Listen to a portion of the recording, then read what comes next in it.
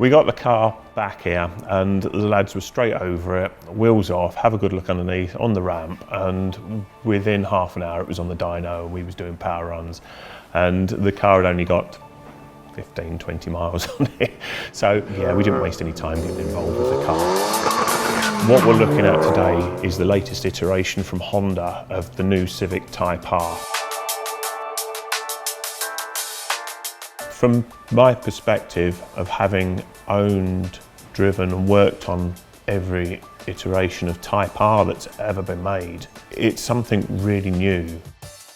They've got it right first time. It's such a rewarding driver's car, pinpoint accuracy, the torsional stiffness of the car is really good, the aero package on the car. It's maxing out at about 170 mile an hour.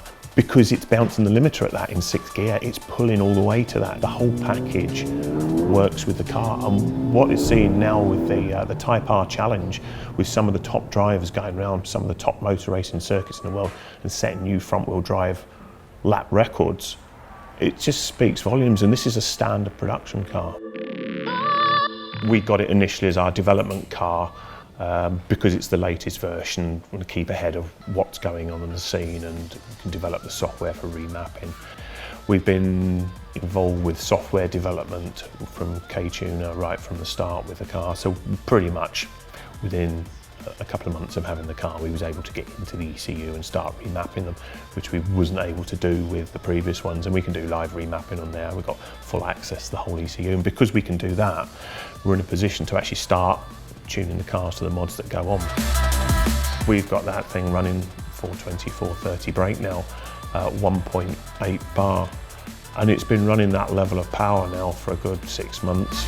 To run that, you're going to be looking at having a decent quality intake, a downpipe, high flow cap, and a good quality exhaust system. And then with a remap that's coupled to the mods and everything that are on the car, you go pretty well. We've spent a lot of time and effort on trying to get packages that people want. The car's only been out 12 months and we're so far advanced on what we're doing. What we're going to do now is just take a ride out in the car, and we can introduce you to the software, the way it works with the K Manager or the integration with the dash and that. And yeah, hope you enjoy it. As you can see, this is the standard Honda head unit in the cars, and it's just something that we've added, and this is free software. Once you're using and interfacing with the Ktuner software, it's, for what it is, it's awesome. The fact that I don't need to spend thousands of pounds on def-I gauges and bits and pieces, because we're reading all the true values straight off of the ECU.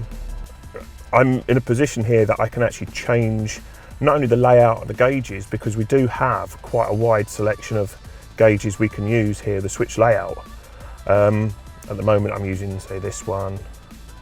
You can change the layouts on them, so this is like the one for the GTR, and you get anything on here and you can actually change what the value that you're actually monitoring. With these gauges I can configure them to anything I want, so I'm looking here at AFRs, ignition, coolant temperature, I've got TPS value here, and I've got fuel demand. But if we take this one, which is the boost one, I can actually change this to select the parameter, so I can get to read anything I want on here. So let's just say throttle position, because I can show you another trick feature on there. I can then set an alarm value. And what will happen with that is I can tell it to actually change colour. So what we can do is we can use things like the temperature sensors, and if, say, engine coolant goes over 100 degrees, then the whole gauge is going to go red. So this one now is the TPS, as you can see it's changing.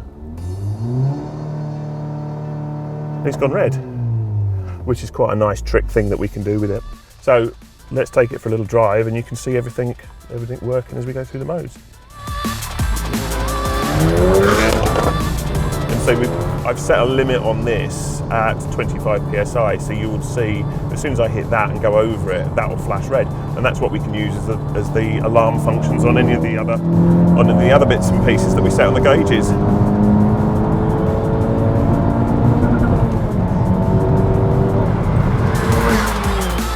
The car, as it stands at the moment, we're running here at 1.8 bar of boost, and it's about 420, 430 brake.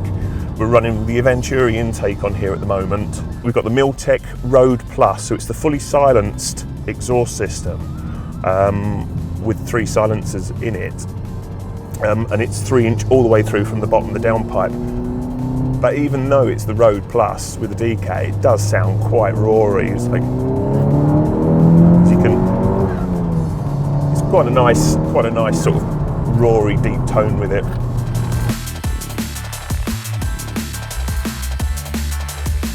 Future development that we're looking at with the car, we're looking at a slightly different way of upping the power or handling the power to make it more usable long term. What we're looking at doing, and we've been developing along with AET, is a range of hybrid turbos. So at the moment I'm running 400, 420, 430 brake at 1.8 bar. I want to run that sort of power at 1 bar and still keep the response that we've got with the car low down. So if we've got a plug and play turbo solution to go straight on the car, we can remap to suit. A lot of potential there with that, and for the longevity of the engine and the setup and everything, it'll be keeping all the temperatures down and it will run very efficiently as well.